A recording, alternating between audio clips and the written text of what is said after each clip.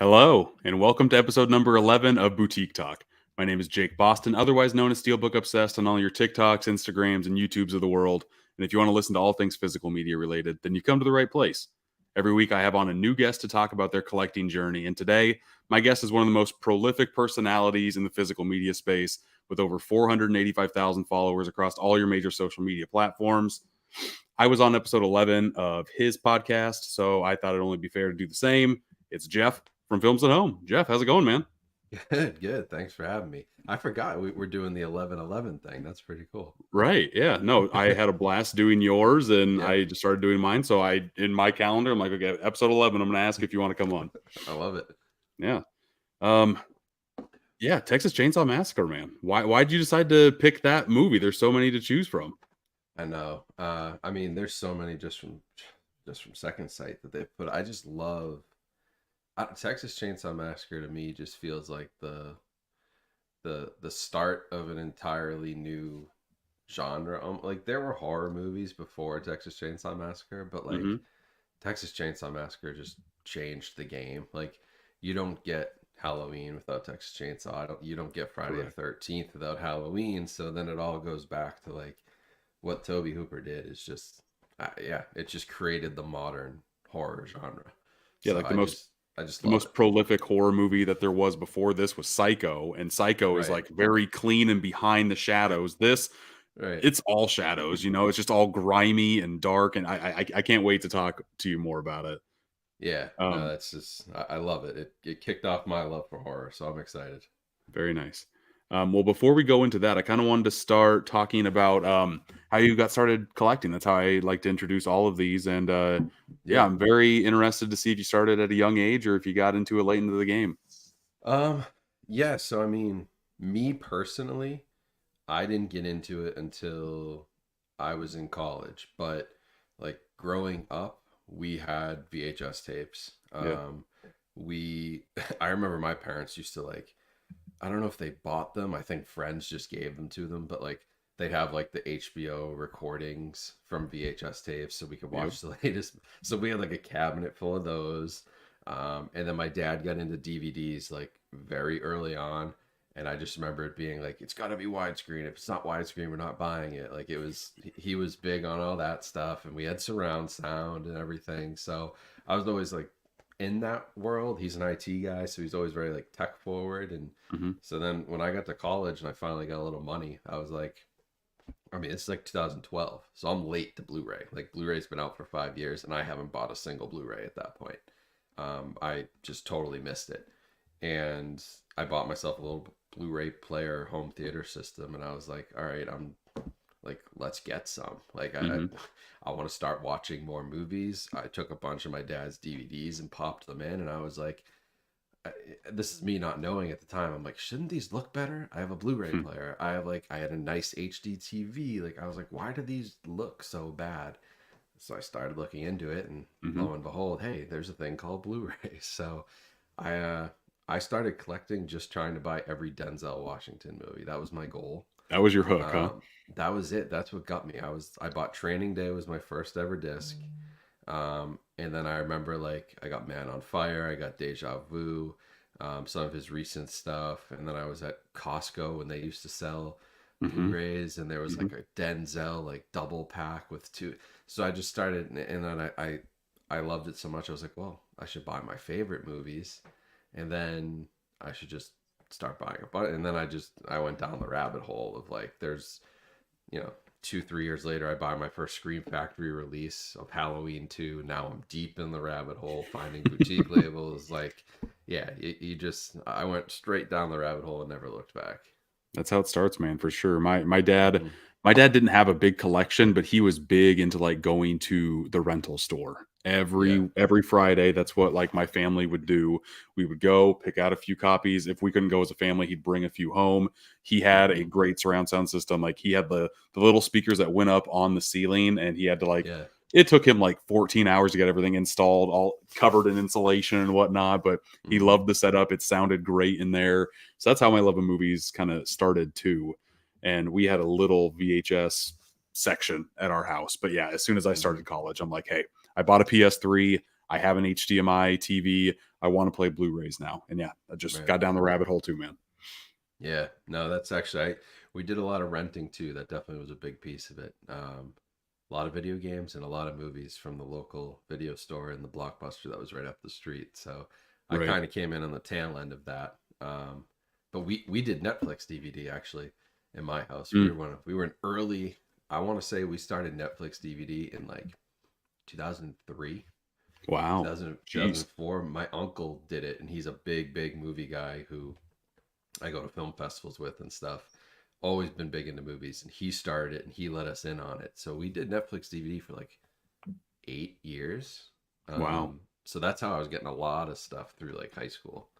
Right. I that's the one thing I wanted to do very badly. Like one of the first things I did when I started college, lived in the dorms. I signed up for Hmm. Netflix DVD subscription. Two at a Yeah, time. It was a big yeah. deal. I was a place to go to if anybody wanted to watch a movie or like pick my brain about movie recommendations. I probably Hmm. had that subscription for 7, 8 years Yeah. just until I started collecting my own. And I'm just like, I don't, and I worked at Hollywood Video back then too. I'm like, I don't think I need this anymore. So that's when I dropped it off. But that was the best, man. Having something come to you in the I mail know. every week, I every other know. week, it was great. It was so easy. It was so convenient. And even when they started, like, we jumped right onto Netflix streaming very early, but we kept the DVD thing up because it was just, especially the early days of Netflix. I mean, they had nothing. Right. So I used to love that. Seeing that little red envelope every It was the day. best. The It was the best. best. And I had like just these little cubicle things to go and put your mail key into, and it like Yeah. barely fit. It had to go in there diagonally. Man, Hmm. memory unlocked there. That's good stuff. Well, you said that your first boutique movie was Halloween 2 from Scream Factory. Do you just like the Halloween movies? Did you know you were buying a Scream Factory movie when you did? No, that's the funny thing. So I knew I've loved Halloween forever. Like when I'm from the time I'm like 8 or 9 years old, like you come home from school in October, you sit in the couch, you put on AMC Fear Fest, and like one of the Hmm, Halloween movies is on. I actually loved 4 and 5 the most for a long time, sure. because they seem to play those the most. So I was a big Right. like, I was a big Danielle Harris was like the Scream Queen, and then I got into the other ones. But yeah, when I bought that, I was just looking at the time. I had Halloween, and I was like, well, I want the whole series. So I found like an old Miramax like triple pack that had like Hmm. 6, 7, and 8 in it. And I got 4 and 5 from Anchor Bay, those old releases. And 2 and 3 just like weren't out, like Scream Factory had the rights to them. So I'm like, why can't I find this? And I found them just Googling, and I had no idea. I don't know what a boutique label was, but I knew like this is sick artwork. Like they're talking about remat. They have all these special features. It's remastered. I was like, this sounds perfect. So yeah, those were the first two. I actually got 2 and 3, and they both had slipcovers when I bought them, which Very nice. was nice because those go quick, especially back. Yes. Even now they still go quick. So Hmm. yeah, that was the experience, and then I went heavy on them for a long time. It was Scream Factory was like my go-to boutique, and then I found Criterion sort of Hmm. by accident as well because I wanted a Blu-ray of The Game, Mm. David Fincher's movie. Yeah. My dad had it on DVD. I watched it on DVD and loved it. I wanted a Blu-ray, and that was the only way to get it. So I had no idea. Again, like I don't know what the hell a Criterion collection is. I was just like, these are the guys who have it, so I'm gonna buy it from them, and then down that rabbit hole you go. So Right. yeah, God, the first Scream Factory I bought, I can't remember. It was a steel book of some sort. I want to say it was a John Carpenter something or other. I can't remember what it was off the top of my head, but I'm a big steelbook guy. That's how I found yeah, out about Scream Factory, and that's the first real boutique label that I started collecting for specifically because I yeah, loved all their titles. I wish I felt the same about them in present day, but a lot of their stuff right now is just like re-releasing what they have in their catalog on 4K, and they're not putting yeah, any extra special features on it or whatnot. It's hard for me to justify spending like the $30+ on just a new transfer. yeah. No, I hear you. They hopefully will get some new licenses to things because it has been a lot. Hmm. It's basically just upgrades at this point, which Yeah. is nice for like like I've picked up a few of them of my favorites. Hmm. But yeah, it's not like Second Sight who's doing they get the license, they do a new transfer, they go above and beyond and everything else. It would be nice to see them do some more. Correct. Yeah, no, there was like a ticker Yeah. tape parade in the community when they did Night of the Demons 1 through 3. It was just a big Yeah. thing, and I haven't had that much excitement on Scream Factory in a very long time. Yeah. But Those are cool. yes, agreed. But we brought up Second Sight. This is just a good segue to go into. I have like their old intro card, so I'll play that and then we'll start talking some Second Sight. All right, cool.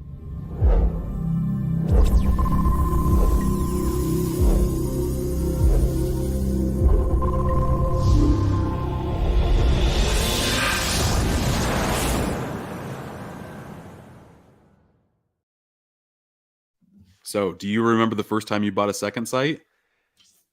What was the first? Yeah, I do. I have it actually. I bought it third party. Like I didn't buy it from them. Okay. It was this guy. It was Lake Mungo. Oh, that's a very bizarre one to start out with. Everybody, and this was recent. Like this Mhm. was 20, I mean, I say recent. Like my time is just warped since COVID. Um, this is probably like 2018 or 2019 ish. Okay. Maybe I'm wrong there. Someone correct me if I'm wrong. It might have been even later than that. But somebody recommended this movie, and it like didn't have. I don't think it has a U.S. or at the time it didn't have just like a U.S. release. So I found a guy on Mercari, I believe, who Mhm. had this and was selling it, and I was like, wow, like who are these guys with this packaging, the booklet? I was like, this is like kind of a B tier horror movie, Right. not one that like many people talk about, but man, this blew me away. So that was the first one I ever got from them. That's what put me onto them for sure. And now now I'm like, what's next? Give me more. I want all of them. Yeah, no, I'm kind of that way too. The first one that I got from them, and I watched the transfer, and I was just wowed. I don't even have the Mm, case anymore. I have the disc for it. I put it in this steel book because I think the steel book encapsulates what this movie kind of mm-hmm. assembles, and that is Drive. The Yes. 4K transfer of that is like top 5 I've ever seen. Just the Yep. nighttime skyline of LA looks phenomenal. Just grabs your attention right off the bat. Sound is great. There's not a bad thing I can say about that transfer there. I don't know if you've seen it or not. You probably have the I, box, I'm assuming, right? that's one of my biggest regrets is not buying that. Mhm. Yeah. I No. don't have it. It's such a cool box with the scorpion on it. Um, yeah, especially if you got the full. Did you get the big limited edition box? Then there was like No, the I for me with Second Sight, the packaging is cool and whatnot, yeah, but I'm okay with just the basic editions because they're yeah, what I want is the disc. I want the right, transfers, the special features on all of their stuff. I think they're putting the best out in the game because they cram each 4K with as much stuff as they can. We'll talk yeah. about Texas Chainsaw, but there's like 5 audio commentaries, 3 Mm, documentaries. Like that thing is loaded. And every yeah, one of their releases, I feel like they put as much in that disc as possible. yeah. No, they do pack them in, but that's yeah. I was kind of like Dawn of the Dead. I was like, I don't necessarily need the big box set, but I did get just the standard 4K edition when that Yeah. came out. Just because the transfer was unreal. But yeah, Drive is one.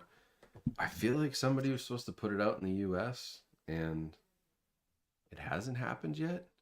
I feel like it's been on a list for me forever. I was like, oh, I'll be able to get it like at some point and watch it. And I still Mhm. haven't. I love Yeah. that movie. It's a favorite of mine. But you're a lucky man having one. Yeah, no, They're not cheap I to I get think now. I think the basic is still out there, is it not? Just the standard Is it? edition? I Oh, think it is. The big maybe box that's set, what I'm thinking of. The big yeah, box they set, always sell out quick. And and they're I think off crazy. your recommendation, I got the Dawn of the Dead set. You mentioned some type of website a year or 2 ago or whatever where to get that sucker. It's not the Yeah, big box set, but even that, like, special or standard edition is huge. It's yeah, like a it's nice big. beefy box. Yeah, it was probably maybe Orbit DVD. Something They like s- I can't they remember, but they yeah, sell a that's one of bunch the of that ones where I'm stuff. like, man, I wish I would have like jumped on that and I just Mhm. didn't. And then you brought up the website, and that day I'm just like, okay, I'm going, I'm getting this. Oh, Don't I care how much bought it it the costs. same day. Yeah. Yeah, because it was hard to get even the standard one, and then they got like a shipment of a few, and I Yeah. was like, everybody go get them, get them Yep. while they're Not still not there. gonna happen again. Yeah, Absolutely. Do you want to go over some of your highlights from their collection then? I'll kind of make you big screen here. yeah, sure. So I'll save Texas, but The Witch, I love The Witch. Uh, Yes. uh, New England folklore, like I'm a huge sucker for. So I'm so pumped. It's not New England folklore, but I'm very excited for Nosferatu that Robert Eggers is doing because I love Yeah. what he does. Yeah. But this one was cool because Second Sight got like they got like unique access to Robert. Like the 4K release of this that came out in the US was not director approved. Like he Hmm. didn't get a say on it, and so he redid it all here, and it's color graded completely differently to the way he wanted it to look, and it's vastly improved. But it also has just like you said, awesome artwork. It's got the huge booklet, like 100-page booklet, packed with special features. So I love that one. Now, question for you: out of Yeah, all of the booklets that you've gotten in these second sites, have you read one of them? I've read The Witch. Did you? Yeah, I've read most of that one because I am fascinated by Nice. this. Robert Eggers grew up like 20-30 minutes from where I live now. So I'm just like, I'm just fascinated with this whole idea of like dude from New Hampshire who makes super cool little like folklore stories, and Hmm. just that's exactly, if I was that talented, exactly the type of movie I'd want to make. So he Sure. fascinates me. So I did read that one. I've read bits of Texas Chainsaw, but yeah, to be honest, I don't get to reading most of the booklets. I That's like, it's one of those like, when I'm retired someday, I'm definitely gonna read through all of these. right. I think I've read like 5% of all the collector's editions, and like I Yeah, love them and they look nice. But the main reason why they're in a box is to house a book. And I yeah, know that like if I'm not in love with that movie, I'm probably not going to find time to read it for yeah. sure. No, But it is for cool, and sure. the second sight ones are hardbound, and they do a nice job with pressing them and whatnot. But Yeah, I mean they're heavy duty, like right, couple hundred pages. some This light one, reading. the It Follows. I love this. Yes. I was so pumped that they just announced a sequel because there's so much more to dive into with that lore. So Yeah. Yeah. yeah, I in this one. Speaking of book, this booklet in here is massive. It's like 2/3 of the case. It's one of the bigger books they have. It's 150 pages long. So it's like, Jesus. yeah, it's pretty thick. Oh my god. Uh, yeah, That's crazy like big. yeah. So if you look at the case, like that's the booklet. Then you got the art cards and so it's, yeah, it's massive compared to some of Right. their others. But yeah, great movie. And then Martin, I was really Mm, excited for because this, I think I said when I did the review of it, I was like, this almost shouldn't exist.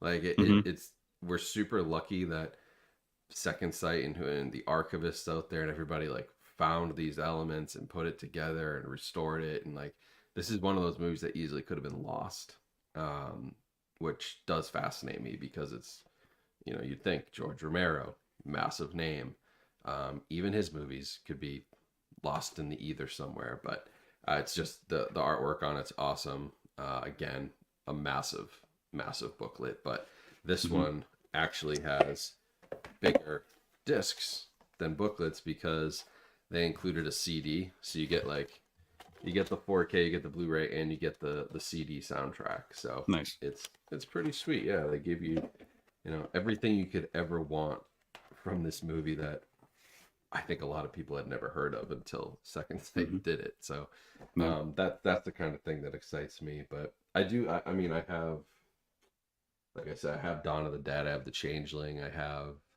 Monster and Chopper. There's a lot of good ones that they've put out. So these are a few of my favorites. I do gravitate towards the horror ones as Yeah. my favorite genre, and they do tend to do a lot of those. So that's Yeah. where I most I of do my as interest well. comes from. But hanging at Picnic Rock also is an amazing Yeah. set that they did. So I have that one. I haven't busted it open yet though. yeah, not just, it's, the movie's great. The transfer's basically flawless. I actually haven't done a review video for it or anything, but the package is huge. I mean, it's Sure. like Texas Chainsaw's limited edition is big. Picnic Rock is like almost twice the size of that. It's a monster Wow. of a set. Yeah, it's really cool. Yeah. And also one of the reasons why I just collect the standard edition is because shelf space is getting very, It very is, tight. yeah, So, but I mean, some of the I box hear sets you. are nice. I showed off It Follows, like you were talking about. The other one that came out that same day, Crimes of the Future.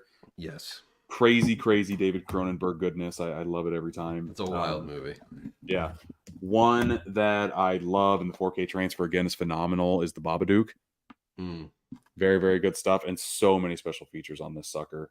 I want to say there's 3 or 4 different commentaries on here, different interviews. Not a making of doc, which I love to dig into, but and then one because I love this movie and it's kind of cool. It got a limited edition release like this is Monster. Mm. Yeah. Love this set. Very cool. And I haven't read the booklet on it. I think, like I said, I've only read on like 3 or 4 of the booklets that I have, but Oh yeah. I would definitely read that one. I think the making of is definitely interesting on that sucker. Yeah, I've got a lot of reading to do between these booklets and some of the ones that come with the Arrow video stuff and God, the Umbrella Entertainment stuff that Oh they've my had. god. Some of The their one that booklets came are with monster. Razorback? Dear Yeah, god. that's the That sucker's that's massive. the whole story. That's the whole book, right? Right. That the movie's actually based on. They just were like, here's the entire novel. Like, Mm-hmm. I mean, imagine if they did that with some Stephen King stuff. I mean, your box would be this wide. These 1,000-page novels that they include with, Yeah, that would be one that Stephen would make King sense movie. though. Yeah. I would It love to would see that. like a Mm-hmm. set for it with the Oh my god. 1,200 page book would Yeah. be. It'd seriously be like, it'd take up It'd an take up a entire whole shelf. shelf. Yeah. Yeah, Absolutely. That's but yeah, good. there's so much reading. Right. Okay. We are live when we're recording this. I'll throw up a few of the comments. 4K King. He's seen Texas Chainsaw, but he went for the Dark Sky one instead of the second sight. I have both. I haven't. I have watched both, but I wish I would have watched them back to back. We'll talk about the transfer here soon, but I Yeah. definitely have a favorite out of the two Mm-hmm. for sure. What's up, everybody? Hello. Van Gool used to do Netflix DVDs 2 at a time. Very good. Absolutely. Yeah. Eli loves your sweater, man. Thank you. We're selling them. Mm-hmm. Not Are to you? toot my own horn. Yeah, I'm gonna start selling them because I love this. I don't. Somebody it. It's not like we had to design it, but like somebody did at least pick the font and made it look nice. And this was like Mm-hmm. a test print that I just got, so Nice. show it off. Yeah, absolutely, man. Very cool. Question from the infinite character. What movie cures your sadness and is a great anxiety reliever? That's a deep one. That is deep. I would. I have one that go- comes right to my mind. Yeah, I would. I'd probably go with Jaws. It just makes me happy. It just brings you, even if it's the middle of the winter here and we're in, cabin fever. It's dark at 4 o'clock. I can put that on and it feels like summer again for a minute, and you feel Sure. good, and it's bright, and yeah, people are getting slaughtered by the shark, but it's my happy place. So Yeah. it's Your happy Martha's place is a Vineyard. I little love it. dark. Yeah, nothing wrong with that. Well, the island itself, I've been many times and I love it. So Oh, sure. it's the only movie shot in my happy place except for Chappaquiddick, which isn't nearly as fun as Jaws. Right. No, my happy place is more like peaches and cream or maybe like marmalade. I guess I would go like a Paddington 1 or 2. Those are always going to put a smile on my face. Or Eddie Sure. the Eagle. I feel like that's a movie nobody talks about, and that movie is phenomenal. It's got a really phenomenal feel-good cast. movie. Yeah, just a nice feel good flick. More recently, I watched The Holdovers the other day, and I feel like that could be a good one to cure. It's just so good. Yeah, that's one I've heard nothing but good things about. I It's want amazing. to see it in theaters. I don't think I'm going to make it in time, but yeah. It's good. Yeah. He also wants to know what your first Steelbook was. Do you remember? Boy, my first steelbook. I want to say I actually bought it from Zavi in the UK.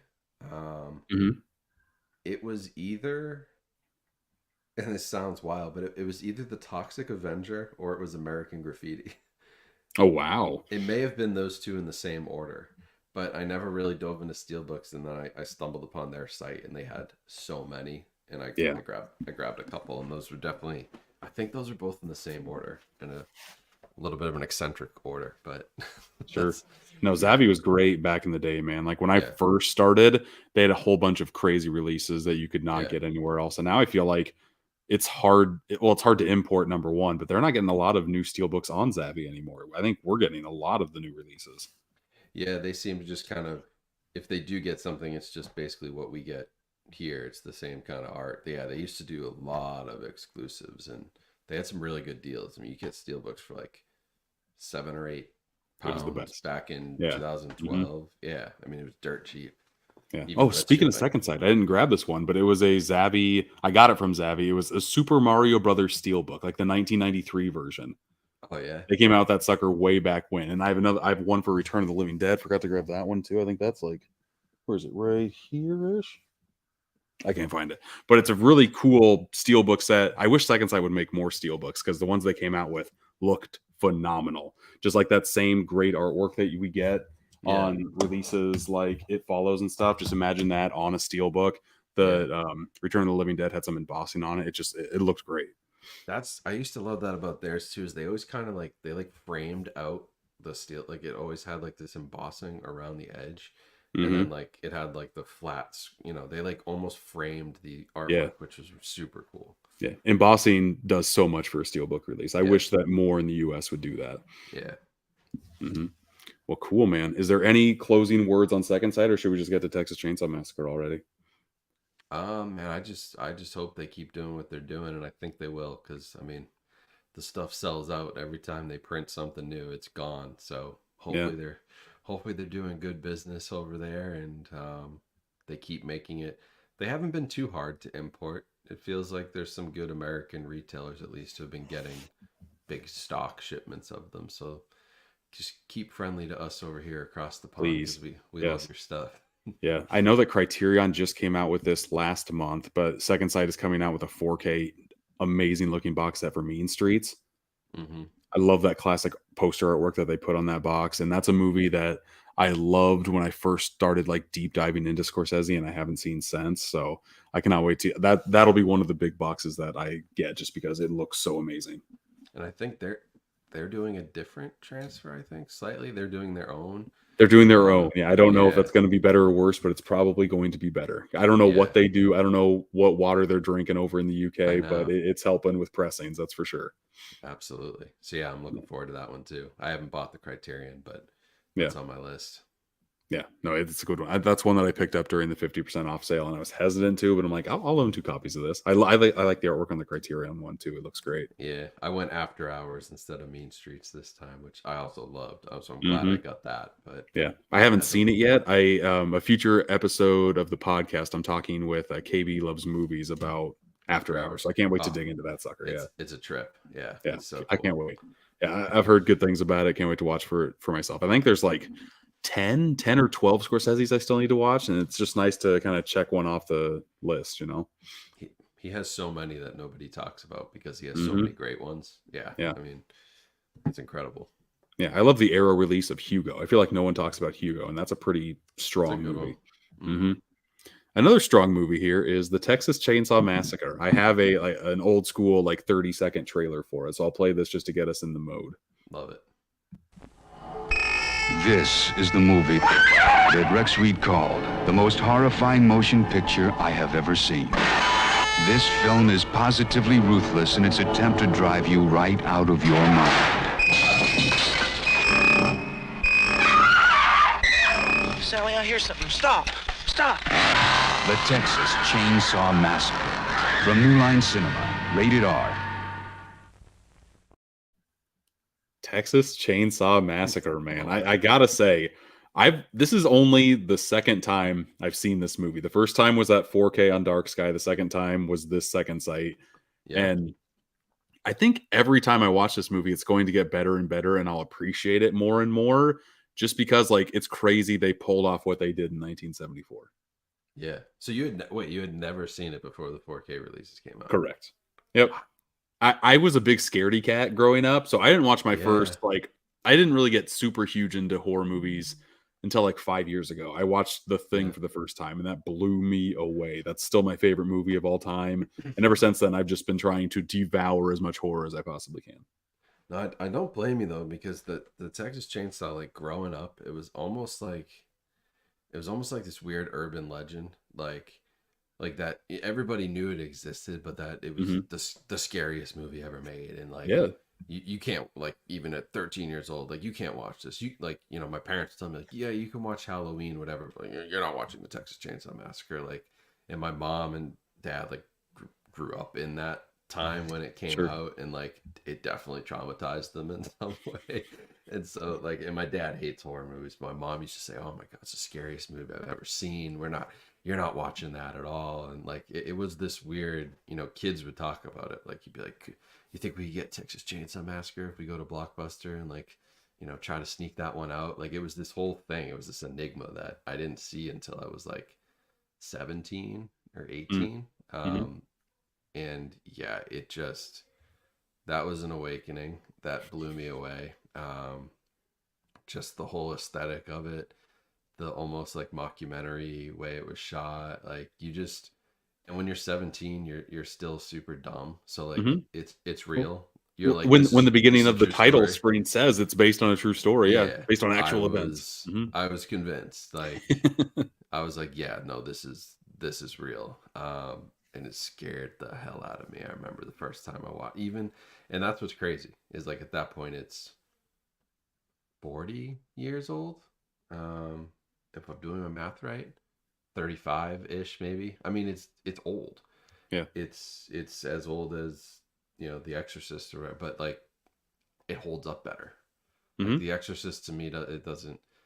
It scares some people, but it doesn't do it for me anymore. Good movie, interesting movie, but like the Texas Chainsaw Massacre still kind of, I don't know, it just bites at some like real deep, creepy human, piece of you that's like, there's something wrong about this. Right. Like every time you watch it, it feels wrong. Yeah, believe it or not, next year is going to be its 50th anniversary. Isn't that Next crazy? year's the 50th. Yeah. So That's yeah, it would have been like 35, 40 years that I watched it after it came out, and it was still effective, which is saying right. something. Mm-hmm. The main reason why I didn't watch it for the longest time is because like I was 14 years old and I watched House of a Thousand Corpses at a friend's house, and that traumatized me for a good like year and a half. I just did not like the imagery that was on there. And from what I've heard, they're like, "Oh, if you don't like this, you shouldn't watch Texas Chainsaw Massacre." It's like the same vibe and everything. I was gonna bring that up because it's very much inspired. Yeah, that's a movie that definitely only happens because of Texas Chainsaw. Rob Zombie took his entire directing aesthetic just from Tobe Hooper. It's crazy. Yeah. But yeah, if you didn't like that, yeah, Texas Chainsaw was almost another level. Yeah, and honestly, I'm glad I didn't watch this until I've seen a good amount of horror movies now, and this one, it kind of you talked about at the beginning of the podcast. It kind of like set a precedent of what slashers and modern day horror could be, just because there was nothing really like this at this time, and it set the tropes. Like a handicapped guy probably won't make it that long. There will be one final girl at the very end. There will just be this big guy chasing you and having creative kills and whatnot. This one, the kills aren't even that creative. They're just brutal and feel like they're realistic. Like this whole thing just seems like it could happen anywhere. Yeah. Which, and the way it's shot really does it. It's like as effective as Blair Witch Project. Like it's just, you feel like you're there, and seriously, like you're seeing something you weren't supposed to see. Like it's some crime scene footage or something.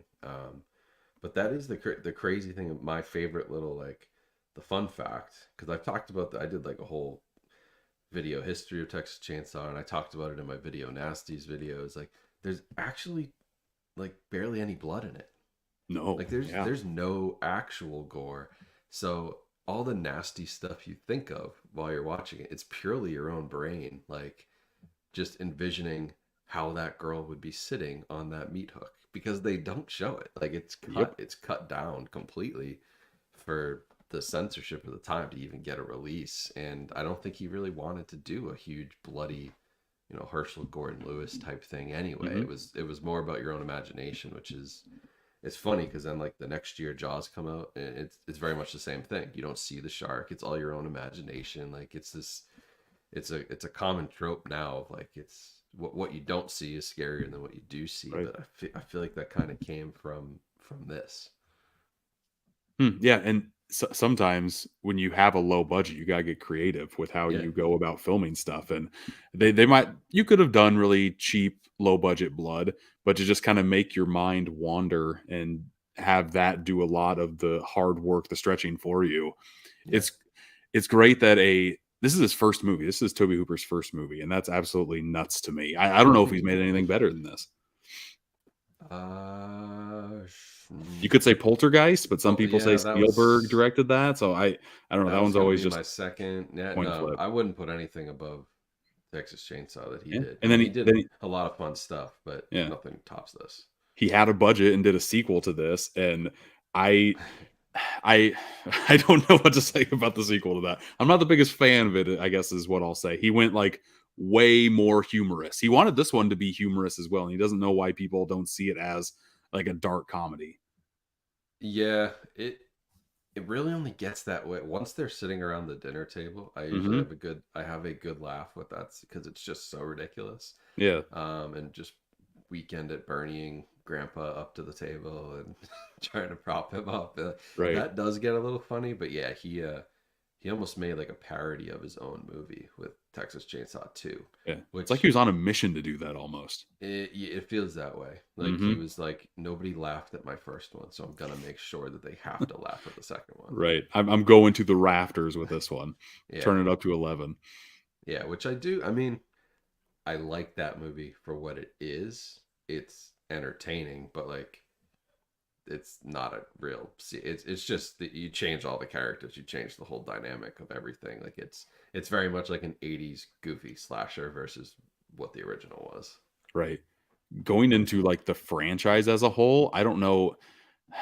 Maybe I didn't hate the Netflix one, the most recent one. I didn't hate that Yeah. one. I know a lot of people did, but I don't think there's been a really good sequel to this movie at all. Like the only reason why it's still a franchise to this day that's still kicking is because of the strength of Leatherface in this first one.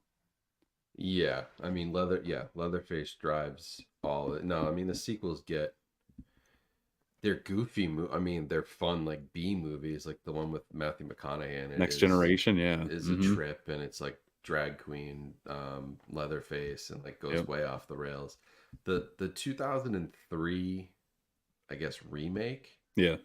which I guess not necessarily a sequel, but that's probably the best of the series that isn't the original. Yeah, I'd say so too. I just watched that again in October for the first time in a while, and I was like, Hmm. this is still pretty effective too. This one's pretty solid. They kind of scare you in a different way. They definitely show a lot more, but Sure. that was a good effort. I would give that one props, and I do have I have a soft spot for Texas Chainsaw 3D, and I don't know why, Never but seen that one. I don't know why. It's like a guilty pleasure for me. It is kind of crazy, and it changes the storyline, and the timeline makes no sense, and like Leatherface is like 150 years old at this point and still doing it, but um, yeah, just like none of it makes a ton of sense, but it's I don't know, something about it feels like a I don't know, it's just fun. It feels like a throwback to like 80s like just B movies, and so I think that's probably why I have a soft spot for it. It's I not mean, yeah. terrible. People say it's bad though. I mean, I'm Yeah. not gonna say it's not gonna win any awards. Don't expect much if you watch it, but like it's fun enough. People say the Netflix one is bad, and I had a good enough time with it. That one is a Yeah, bloodbath. if Like if you're in a that's good why I time had with fun with it. that, Yeah. yeah, you'll like. There's a whole scene in that 3D one. I think it was like 2013. He's just like running through a carnival, um, full of people, just Hmm. running through, Leatherface mask, chainsaw going. Like barely anybody even like kind of turns their head. Hmm. And there's just some wild moments like that, but it's good enough. I did enjoy the Netflix one though because it was like just bloodbath, Yeah. which is kind of fun to see. That's why I also like Halloween Kills, even though everybody hates Halloween Kills, is because I just loved like villain at peak power, just like Hmm. slaughterhouse, like 100 Right. people gone. Yeah. That's my takeaway from that movie. I mean, I same with the Netflix Texas Chainsaw. It's like this is like peak Leatherface, like this is his last hurrah. He's giving it his all right here. Hmm. He's just gonna Yeah. wipe out a bus full of people, Yeah. which is I incredible. love that scene. Like one of my favorite scenes of last year. It's I so had so much crazy. fun with that. Yeah, Yeah. but like a lot of the tropes from that movie are from this movie as well. Just you bring Oh like yeah. a whole bunch of teenage kids going and pretty much invading his house, like their area. Right. Right. And I I kind of think like you could imagine that Leatherface and his family, Sawyer family, is that their name, right? Yeah. The Yeah, the Sawyers. Yeah. Sawyer family. You could almost say if this was happening nowadays that they could this could fall underneath like the stand your ground law, because they are like invading their area, and It's true. and it's free game, especially in Texas. If they had shotguns It's true. instead of hammers, maybe. No, it's a good. I mean, it's almost like it's like a reverse home invasion movie. Like Hmm. you're there, yeah. The They're kids are protecting what's just theirs. Yeah. they're busting into Leatherface's house, and he's almost like sympathetic in that way because Oh yeah. he is kind of the sympathetic character. He doesn't know any better. Hmm. He's just doing what people tell him to do, and Yeah. Grandpa says defend the house. I'm going to defend the house. Right. He's one of the few that is more like, I don't have a lot of sympathy for a Michael Myers or a Freddy, or you get a little bit for Jason, I guess, but yeah, Leatherface one of the more sympathetic villains out there. This one, I just imagine Leatherface to like a guard dog. Because like Yeah, even like when he's yeah, killed all the intruders that come in, he just is literally sitting at the window with his crooked right, teeth, like licking his lips, just like, yeah, okay, I've done my job. But then yeah, when the owner comes home, his dad still gets beaten because he didn't do like one thing correctly. right. Hmm. Yeah, no, he is. It's they dehumanize him to a point that you do feel bad for him almost. But yeah, I mean, these guys they're coming in his spot. So Right. yeah, I think if we had a Leatherface trial, I don't know, in Texas, he might get off in Texas. Correct. Yeah. And I wouldn't even put Leatherface on trial. I would put the dad. I feel like the dad would be able to talk his way out of anything. Yeah, that's true. Mhm. That's true. Yeah, And they would that hide when I watched Leatherface. this movie for the first time, that's what shocked me the most, is that like he was actually a part of it. I didn't see. I should have saw that coming, but I didn't, because that's so tropey too. But yeah, Hmm. just yeah, you see him earlier in the movie, and then he comes back in, and yeah, he's the most vicious person in this movie to me by far, just because he Yeah. leads everybody, and he can turn on the charm if he wants to, but then like he is just like that serial killer that lurks in the shadows but is nice to you when it's sunny Hmm. out. It's yeah. Yeah. Those are the people. Those are the bad characters that always give me the heebie-jeebies. Yeah. See, you'll like the 2003 version then, because they have that, so it's pretty much a straight remake. They have that character, but they also have like a little kid who's also like you're kind of sympathetic for, who's a member of the Sawyer family. So they extend the Sawyer family, so there's Hmm. more interesting dynamic there. But they also have a police officer who's played by oh my god, why am I blanking on his name? It's the drill sergeant from Full Metal Jacket. Oh Lee yeah, Emery. E. Lee Ermey Yeah. or something like that. Yeah. Yeah. Hmm. So he's the police officer, and he's just like, he actually might be the worst character in the whole movie. Is Hmm. this like small town police officer? Like he's actually Interesting. maybe the scariest character in the movie, because he's just one of Okay. those guys. It's manipulative, and he has the power, and he can talk his way Yeah. out of anything. And these poor kids are stuck and have to listen to him, and Hmm. he's a maniac in that movie. So that was Yeah. a really cool addition to like, okay, it's not just the Sawyer family. This whole little town is actually kind of psychotic and doesn't want anybody Interesting. coming here. Okay. No, I think I've seen four. I've seen 1 through 3, and then I saw that Netflix movie. I haven't seen any of the other ones, so I should watch Yep. the remake. And then there was a sequel to the remake, or a prequel to the remake, like A New Beginning, I think. That I honestly haven't seen. I Yeah, I wouldn't. Yeah, I haven't seen that. I haven't seen like Leatherface, which was like his I've heard terrible origin things about story. that. Yeah, Yeah, I haven't touched those, but the 2003 remake is solid. cool. Solid remake. No, I'll definitely check it out for sure. I own it. I just need to pop it in. It's one of those Yeah, things. The it's worth it. backlog of stuff I collect is getting I hear crazily you. out of hand. Yeah. Yeah, Hmm. no, I'm with you. Yeah. So I've seen the Dark Sky and Second Sight Hmm. transfers, and I think you did a whole video on it, if I'm not Yeah. mistaken. Yep. Um, I I want to say like both are good, both are great transfers. But if I had to pick They one, are. personally, I would do the Second Sight. I think that there are some scenes in this that don't look like it was filmed in 74 at all. It looks like it was filmed 10, 15 years ago. Yeah, that's what I when I did the comparison, and I still feel this way. It's my only issue with that is that sometimes I go back and forth, and I'm like, I want this to look like it was filmed in 1974, and if you want the more grindhouse kind of gritty feel, they're Hmm. both beautifully restored. So like realistically, if you want that, you should like watch a VHS copy of it. Right. Um, but The Dark Sky is grittier and a little more grindhouse kind of. In the Second Sight is like, if you wanted to make this look the best that you absolutely could, Mm-hmm. then yeah, that's it. Like 100%. If you want the absolute best quality, I'm going Second Sight. But the Dark Sky one is also really high quality, and it has a Yeah. certain that it has a different feel to it almost. So Mm-hmm. I like it, it was almost like one of them I'd call like the grindhouse version, and like the other one is the standard version. Sure. I do like them both though. They're both I do great. too. There were two scenes that popped out to me in the Second Sight one that I was like, okay, this is the version I will watch every single time for here on out. The first one was the very beginning with the flashes. Like that is the clean. I think that is how the director meant for that scene to look, and I don't think it can look Yeah. any better. Possibly going from pitch black to the shine, where you just see a second and then go immediately back to pitch black, looks phenomenal. And the next one was the nighttime chase. Like just the way Yeah. that her like baby blue vest popped while she was running away. I've never seen that type of aspect of it before. It all kind of blurs together on the other Yeah, transfer it that I does. saw. But that one, it's just like, dang, you can see what's happening in the nighttime. And to me, it looks menacing, more menacing because of it.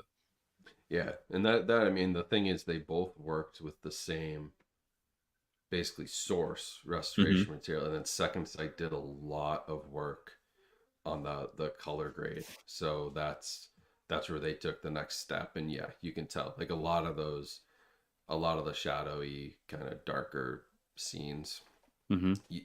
you can make out a lot more on the Second Sight. So it's that's where I'm like, it's kind of like, do you want to see more, or do Right. you kind of want to see less and be like, but as I've seen it so many times, it's like I kind of just want the best possible presentation of it now. So Second Yeah. Sight is usually my default that I'd go to when I watch it.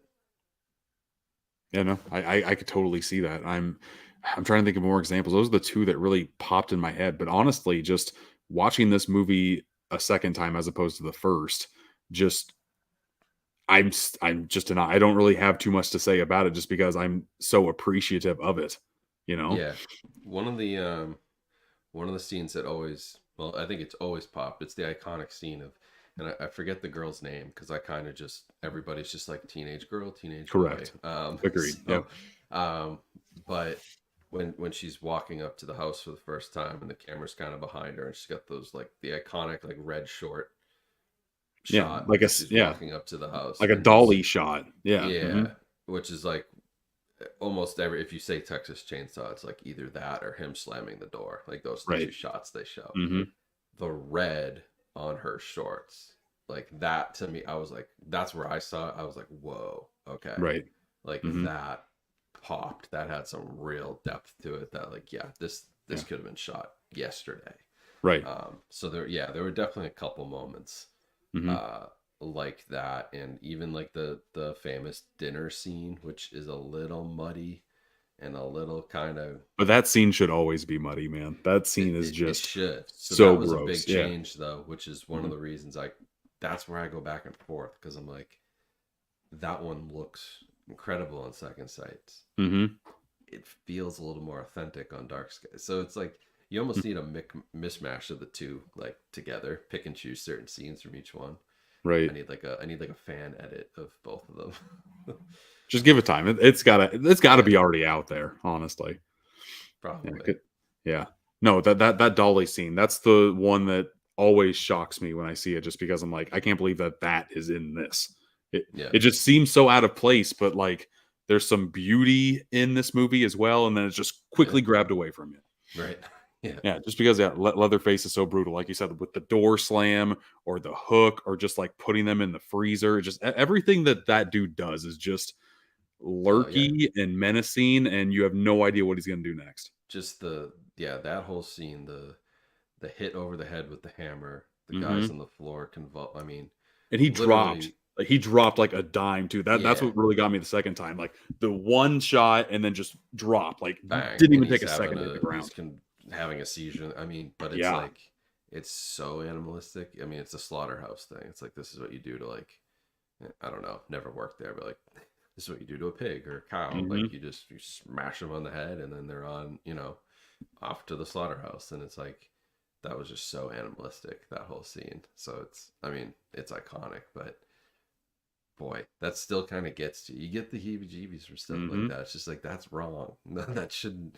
That's such a brutal, and people have been killed in brutal ways in movies. But that Mm-hmm. one always still gets me because I think it's just so like Yeah, it's so primitive. it's raw, man. Yeah, It's just hammer to agreed. the head. Yeah. And there's even like a little bit of dialogue in here where he's talking about the slaughterhouse, like, oh, we have to use this gun thing now, just to, like, kind of just Yeah, the takes him bolt right in the gun. temple and kills him. That's no fun at all. I missed the hammer shots. And you can Right. tell Leatherface got to be like a pro doing that stuff too. Yeah. Yeah, It's there's a terrifying. couple readings into this movie that I've heard a lot of people talk ad nauseum about. Like, you could say that this is kind of an allegory for like right after the War of Vietnam, Yeah. or the reading into like the cannibalism aspect into like actual like meat processing. We kind of touched on that Sure. a little bit. Do you ever look further into the movie, or do you just kind of go along for the ride as it's shown? Um, no, I do because I feel like with any movie, I'm like, there's nobody. Oh, I shouldn't say nobody, but very rarely, like, okay, there's like Marvel stuff that's like, yeah, it's a story, and like this is the story, and yeah, Hmm. there's metaphors there, but like if you're making a movie like Texas Chainsaw, or you're making a movie like The Witch or It Follows, or like those types of movies, that comes from somewhere. Like it comes from, it's either a writer's brain, it's a combination. The writer who wrote it had some sort of feeling he was trying to get out. The way Hmm. that it was shot and the way it's directed and put together, like they had some sort of feeling they were trying to convey. So I always do look deeper and try to find like the themes beyond just what's face value. And I do think there is something there about, yeah, like post Vietnam and just the grittiness of Vietnam, and also like I'm a history buff, so we Hmm. can dive into history real quick. But like Sure. Vietnam was really the first war that like was televised and people Yeah. saw the brutality. And they saw how we weren't doing that great in it too, for Yeah, like the first time ever. like we were losing. It was brutal. You were seeing people being killed, in photos, on TV, news reports. Like people were there. Like you didn't get that Korea, you don't get that World War II. You'd get the news a week later that, hey, this battle took place, and there'd be no pictures. They wouldn't post that stuff. Hmm. So I think there's something there about just like everybody in America's minds kind of changed about like what violence was. And then in that same time period, you have like kind of like serial killers. Like now that was like the hot period for Yeah. serial killers too. Yeah, I think all of those things together, like you have Son of Sam, and you have like, Zodiac, and you have Vietnam War, and like all this stuff is coming together. And you've got this hippie movement too, which Oh yeah. also is like, I mean, these are the teenagers in the movie. Counterculture, absolutely. Yeah. Yeah, and it's this whole like, there's probably some people who are like, there's commentary there on like the fact that they all get slaughtered. Hmm. And Right. so yeah, I mean, it's super super tied into everything that was happening in America, um, in that time period. It's Yeah. like, if you had to pick a movie that was like, what is America from like between in the early 70s, I'd be like, yeah, like I think everybody's mindset was kind of Texas. Like this is what people were dealing. There was a lot of violence, Hmm. like all the assassinations in the 60s and the late 60s into the 70s. Like it was just a violent time. A lot of And like Ed Gein similarities too in this as huge. well. Yeah, Like yeah, just the wearing of masks, of skin on masks and whatnot, but like the yeah. repurposing of bones and skin. Like you see a Right. couch made out of that stuff. There's like a lamp out of like faces in this. Like Hmm. a lot of that stuff, which is traumatizing as well. It's just kind of in the background. Yeah. But what for my job, I have to look at like market trends. So Hmm. I like to go back into history and look at that type of stuff. The early 70s was like the first recession that we had in a very long time. The 50s and 60s were great. Yeah. And 70s, like there were a lot of hard times finally happening again. Like the first really into before the or since the Great Depression. And in a world, you could say that the Sawyers, the dad is kind of making things go by with everything. And the kids used to work at the slaughterhouse, might have got laid off. Desperate times come to desperate measures, had to go to Yeah. cannibalism, all that stuff. So there's a lot of ways you can read this movie. It seems pretty basic on the surface of it, but the more you like peel it back, the more interesting and layered it gets. Yeah, it is. As Shrek might say, it's very much like I wasn't gonna go there, but I was thinking that as that was coming out of my mouth, Jeff. anytime somebody says something is layered, my brain Mhm. immediately goes to Shrek and the Onion speech. Of course, yes. But no, it is. It's very like every character kind of represents like a different piece of America at the time and society, and yeah, I mean everything about it, right down to we got the guy in the wheelchair, which was Mhm. I see that and I just think all the veterans who came back from Vietnam and how many of them were And- and I think that maybe that's something, maybe there's a tie there. It's like because you didn't see many people in movies in Yeah. wheelchair. There was no Liter- representation of that. Literally the first scene with him is him trying to pee on the side of the road, and Right. a car gets too close and he gets flipped and just rolls into a ditch. Like you didn't see a lot of like the handicap area at all on movies. And a lot Right. of people they didn't feel as bad as they should have for the Vietnam vets just because they went through crap, but they were almost villainized to a sense. Like you could definitely Right. see that in that character at times for sure. Yeah. So yeah, this is it's just so layered. It really Yeah. is, and that's Mhm. that's why I love it, because it's like and every time I watch it, I feel like I pull a little bit something extra out of it that I didn't catch before, or I have some new thought about what this scene means, or yeah, it's just incredible. It Correct. doesn't get enough credit. It gets lots of credit for being scary and horrific and Mhm. traumatic and all that, but it doesn't get enough credit for just like societal commentary, because Yeah. it nails that. Yeah, I'm a big Letterboxd guy. The first time I watched it, I gave it a 4 out of 5. I'm like, this is a pretty solid slasher in the genre. And then the second Yeah. time I watched it, I kind of looked more into it and expanded my Yeah. horizons on what it's actually trying to say. Gave it a 4.5 out of 5. I'm assuming next time it might go up to that perfect 5 out of 5 just because it's in my rotation of horror movies. But this is a very, very strong film, and there's not a lot like it. There's a lot of people that want to be like it, but there's not really a lot of movies like it. The way a lot of movies nowadays don't pull off what this movie was able to.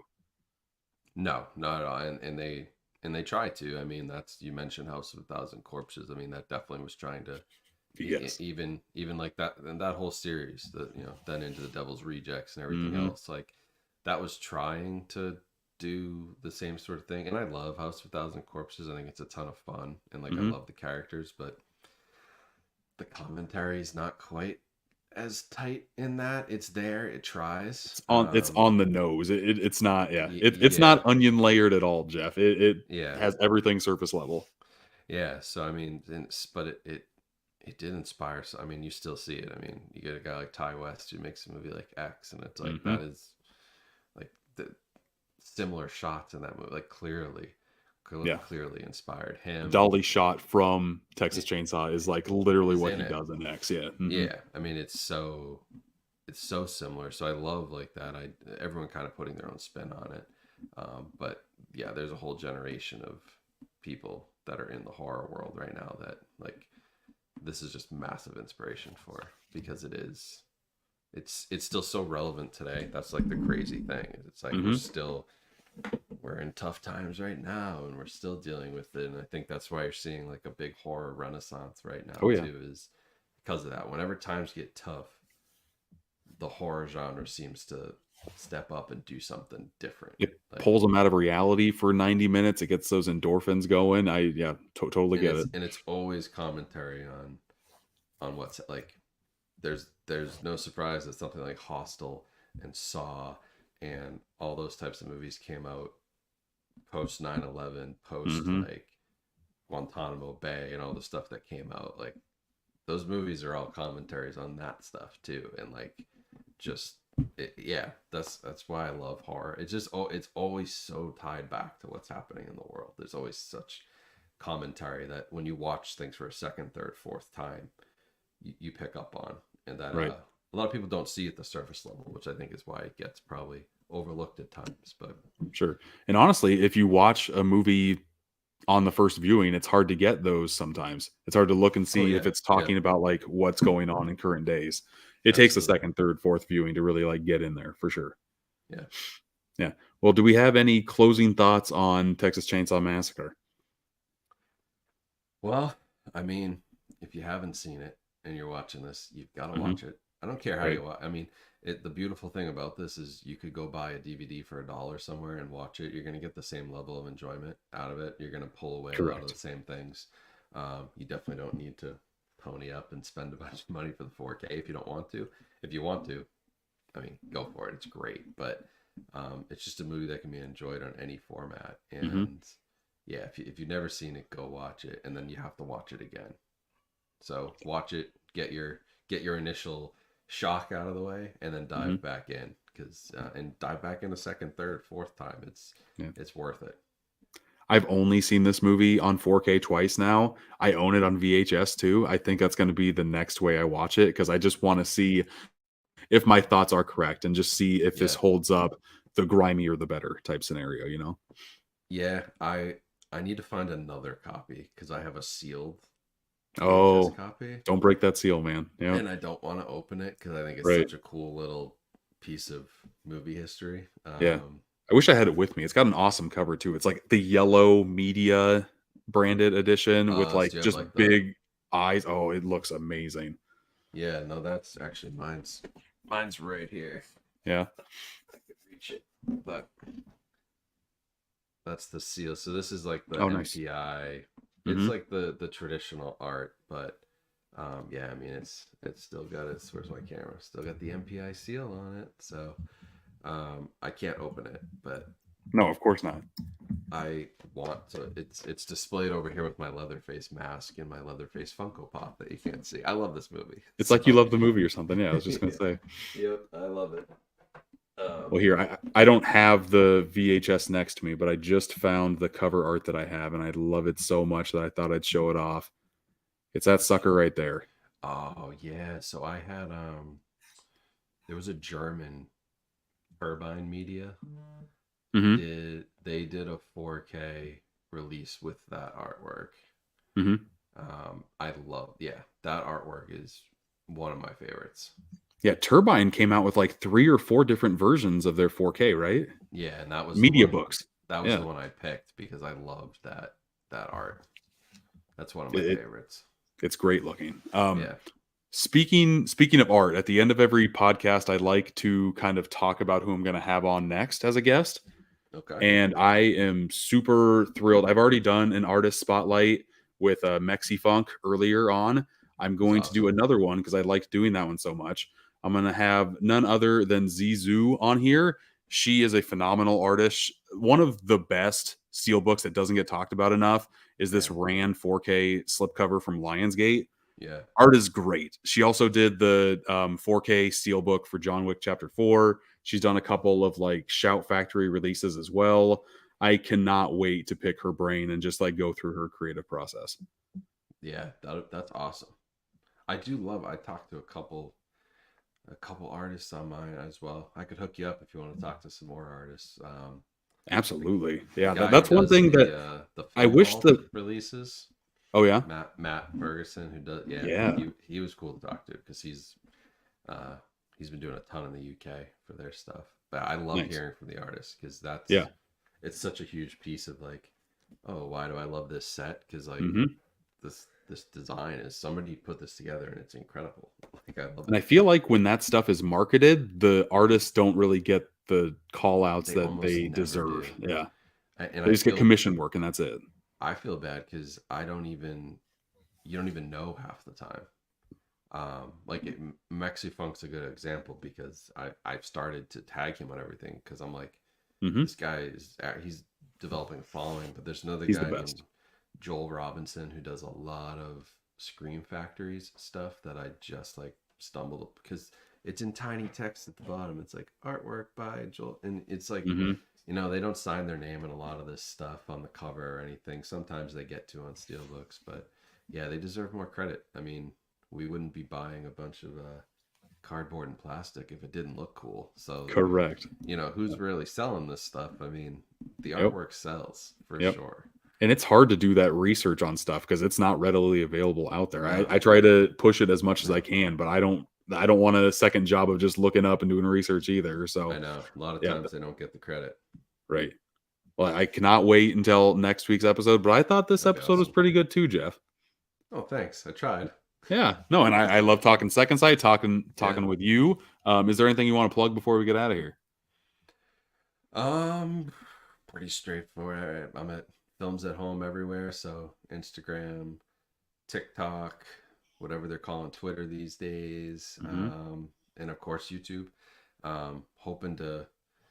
This last few months been kind of crazy, but I'm hoping to get the podcast going at least once a month with episodes myself coming up in the spring. And yeah, if you like the sweatshirt, keep an eye out for it, because this is the prototype, and it's okay. It's getting better. Nice. So yeah, I'm gonna have some cool stuff like this, and hopefully, I'd love to do more. Like there's thought that maybe these are being sold and money's being donated back to like archives, and restoration efforts and things like that. So That'd be great. Yeah, keep an eye out on the channel and all the social media accounts for all the latest. But yeah, very cool. Yeah, your Instagram is absolutely blowing up right now. It went crazy on a couple horror movie videos in October. Just I went from 20K to I'm at 194 right now. It's nutty. Yeah, right. It's actually wild because I've gotten to talk to there's like directors following me now. I'm like, who the hell? Like, I gotta be careful what I say now. Right. There's like real people out here following. No, at that point you just kind of hold on tight. Yeah. Yeah. I mean, that was a wild ride. It's slowed down now, but yeah, that was super cool. So yeah, right. I mean, I know your TikTok's blown up too a few times. Whenever that happens, it's always so surreal to just see the number just. I've only gained like 35,000 in the span of like a 5-day period, but whenever that happens, you're just like, oh my god, I'm just gonna watch the numbers roll up. I'm fascinated by this. Yeah, it is. It's a lot of luck, but if you're passionate about it and you keep doing it, eventually it hits, right? Correct. So, yeah, it's been a lot of fun, and yeah, definitely find me over there. And Instagram, I'm probably most active on, other than YouTube. So come say hi. DMs are open. Just don't be weird. One thing I have to talk about before we go, and I can't believe I didn't bring it up yet. You're actually going to be a part of physical media, right? You're going to be part of like a TerrorVision release. Yeah. So that is pretty. So yeah, I'm part of the Boutique Blu-ray family officially. That's awesome. But yeah, their upcoming release of, well, there's a bunch of names for it. Inferno is, I think, but it's basically Dante's Inferno, the movie. But if you guys have never seen it, I watched this doing research for this book that I'm still writing, and I said I was going to have done by the end of this year, which was very ambitious of me. That's not going to happen. But I'm still working on it. I was doing research, and that film came up. You can watch it on YouTube, but TerrorVision's done an incredible restoration, and it's from 1911, I think. Oh wow. So it's 112 years old, 113 by the time it comes out. But it has some of the wildest visuals that you will like. This is pre-code. Like, you could get away with anything in a movie. Like in Dante's Inferno, we're talking about the stages of hell. Like, there's people eating people. There's headless people. There's demons, and like people being thrown into fires, and like just insane stuff. And like hundreds and hundreds of extras, and the production quality is off the charts. So I highly recommend it, but I have an essay that's going to be in the booklet. That's very cool. Speaking of nobody ever reading the booklets, maybe read this one. I'll have to read that one. Maybe read this one. I know I'll be reading this one, but yeah, I wrote it up as for the book, and then they took it. So I ended up not using it I went a different direction with the book, so I at least got to reuse what I had written. So right. No, and that's got to be cool. Like that, for me, this year, I was part of a documentary that's like on my collection now. That was great. Next year, my goal is to like be part of a special feature in a physical media release. I would absolutely love that. But to just be part of any physical media release, it's got to be just like the biggest kudos ever. Cool. Yeah. Cool brownie points for me. It's just cool to have something that you were a part of on your shelf. It's the best. That's the craziest thing. And I was literally talking. I was like, it's gonna like sell out. Like I'm gonna pre-order it soon. I just bought so much stuff in this, and they were Mhm. like, "Dude, we'll send you one. Like your essay's in it. We'll give you one." I Right. was like, "Oh, thank you," because I didn't want to miss it. I was like, "I'm finally in something. I want to I Mhm. want to have it on my shelf," and it sold. They have some copies left, but it sold about as fast as any release they've ever had. Very cool. So yeah, definitely recommend it. And there's gonna be a lot of other cool stuff in it as well. So Mhm. No, you well just worth talking it. about it makes me want to get it. It was not even on my radar. It's It's crazy that a movie crazy. that old sounds that nutty. So, It yeah. is extremely impressive what you know, we talk about it's impressive what they did in Texas Chainsaw 50 years ago. What they did 112 years ago is Right. like even more impressive. It's insane what they pulled off in basically the infant days of film. So Mhm. yeah, it's definitely worth checking out. Very, very cool, man.